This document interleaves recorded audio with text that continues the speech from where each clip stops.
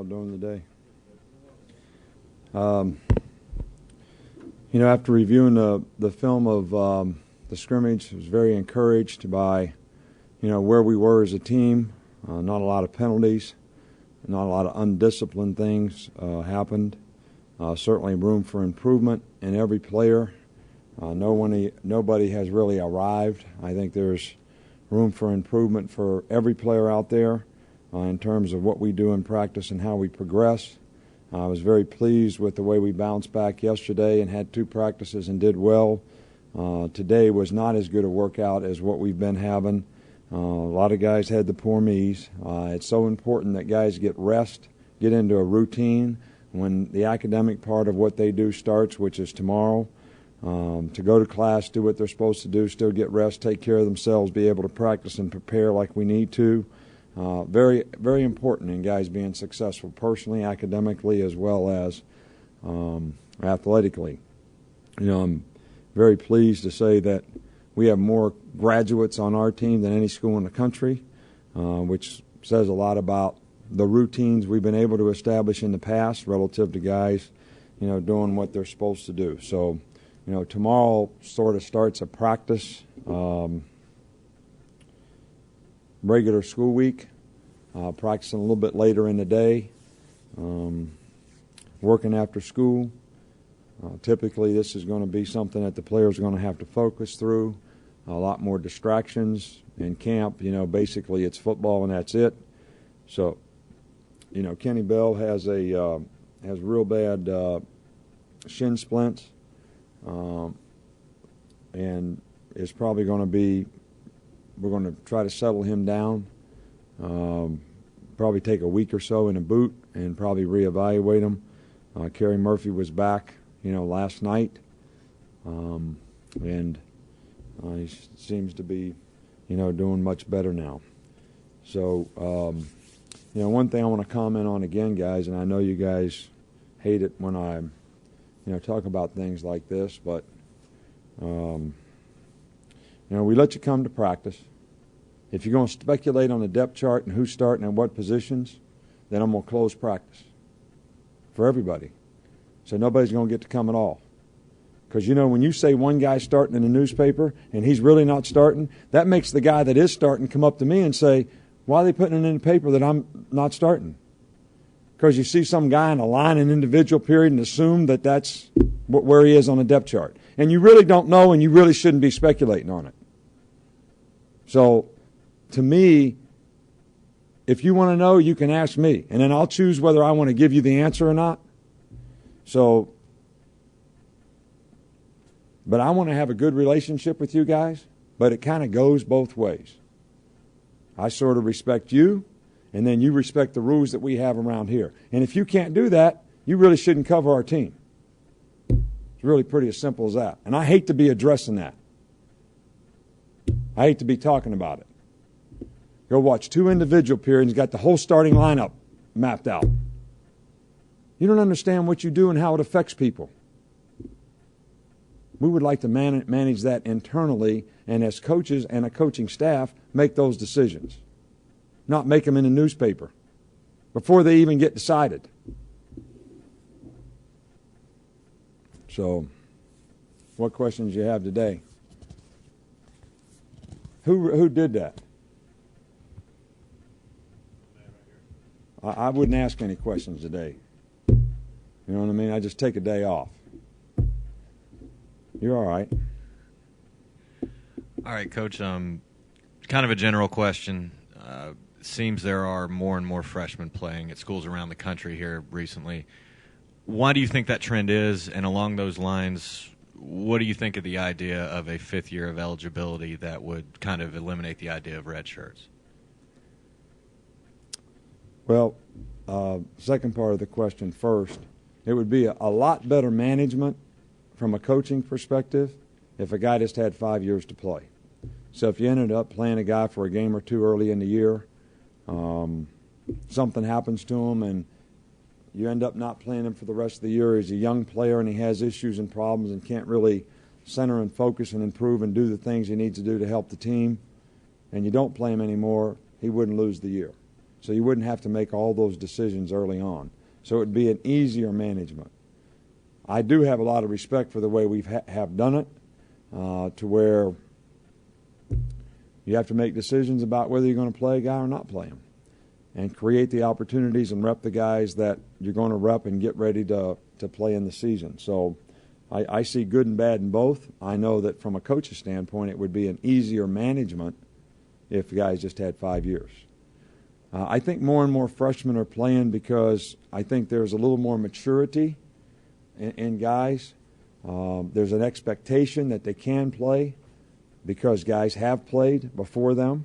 Guys have played out of high school in the NBA. So there's some guys that can play. I think the fact that guys can be here all summer and spend 8 to 10 weeks academically, socially, and athletically making some adaptation and adjustment helps their transition, which also can help their chances of playing as freshmen. So I think there's more guys that are mid-year graduates that also enhances the chances of a guy playing in his first year.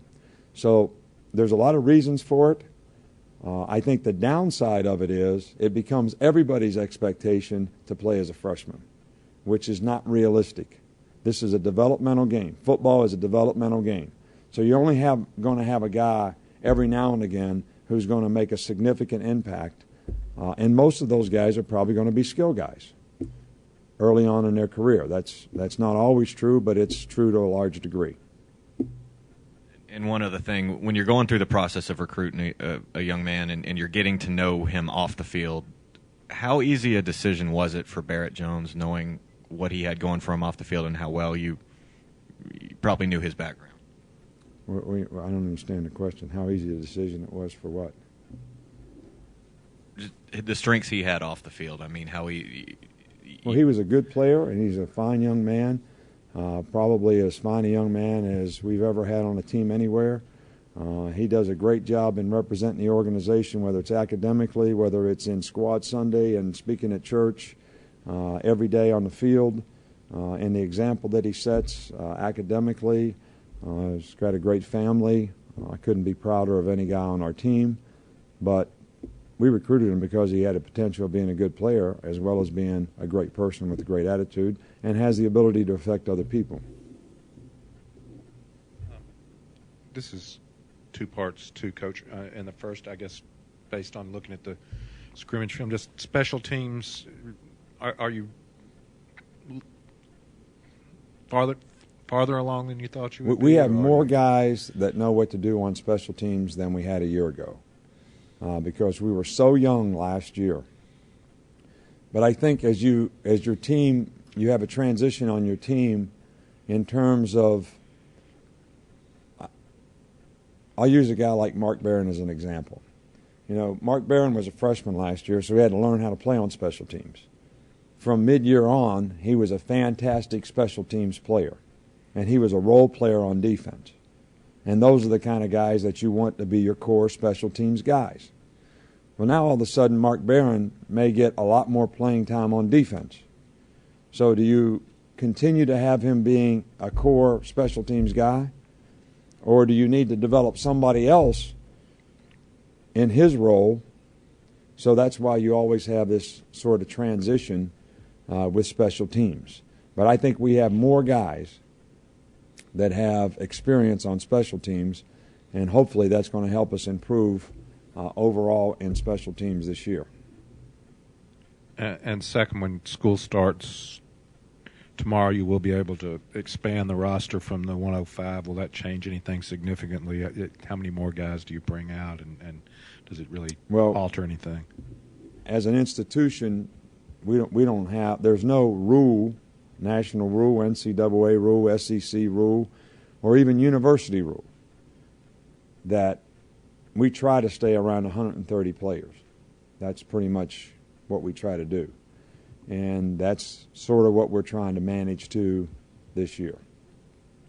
So what it does do is adds a little more depth to your team, allows you to train guys for a while before you have to start getting ready for games, which some of those guys make a significant contribution to helping the prep teams, scout teams, which help, and that's their role. And they play their game on Tuesday, Wednesday, and Thursday, which helps, the guys that are going to play the most get the best opportunity to prepare.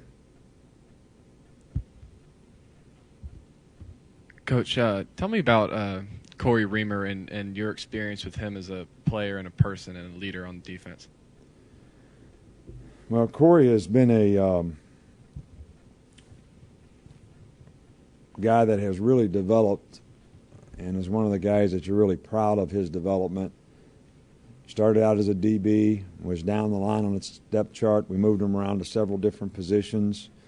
He was a smart guy. It was important to him. He worked hard, got bigger, got stronger, played very smart, executed very well, and became a starter. And really plays a lot of roles and multiples on our team. Core special teams player, starts on defense. Didn't always play last year all the time in nickel and dime situations, which is a pretty significant part of what we do. But you need guys like Corey Reamer who affect other people, who can play multiple roles on your team and multiple positions because they're intelligent. It gives you flexibility, especially when you have injuries. So, those kind of guys are priceless in terms of what they mean to your team.